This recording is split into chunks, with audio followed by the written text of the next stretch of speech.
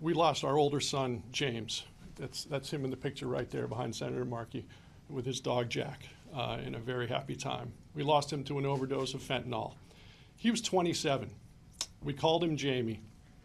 I'd like to tell you a little bit about him and also talk about addiction and opioids. He was a graduate of Walt Whitman High School in Bethesda, as well as the University of Maryland. I'm sure he is still rooting for the Terps. Most recently, he had been working as an educator in Rockville, working with kids who had special needs.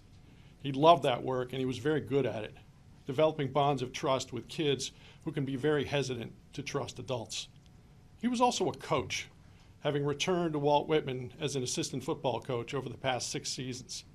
He enjoyed coaching his guys, the linemen, as he had been an all-county lineman himself in 2006. He also looked out for his guys, not just coaching them up, but helping them in the college process and even writing them recommendations. Whitman, in a very touching gesture, has decided to dedicate the upcoming football season to Coach Werner. Another of his passions was cooking, and he was quite the amateur chef. Nothing made him happier than shopping for food and then cooking up a storm for a house full of friends and family. His homemade macaroni and cheese is still legendary. We all greatly enjoyed those times until, of course, it was time to clean up. Over the past several years, Jamie started suffering from mental health issues. He thought he was schizophrenic, but was ultimately diagnosed with bipolar disorder.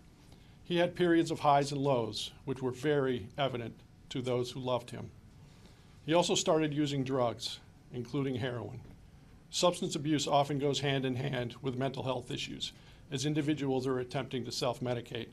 They're trying to quiet their mind and the pain related to its dysfunction. Similar to many of us who want to drink so we can stop obsessing about a particularly painful day. When we suspected that Jamie was using opioids, we tried to get him to seek treatment for his addiction. He would not and would never admit that he was using.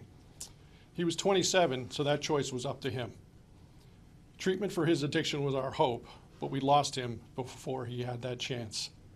Treatment is no panacea, as some addicts relapse, but we fervently wish that he had had that chance. So what have we learned from this? First of all, it's important to reach out and share your experiences. Talk to people. Don't feel judgment or ostracism. These issues can affect any family, regardless of income or status.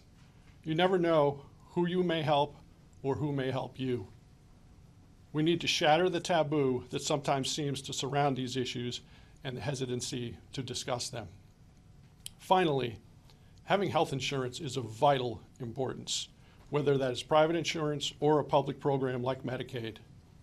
Individuals suffering with addictions need diagnosis, counseling, and treatment. Without health insurance, these services are unobtainable for most.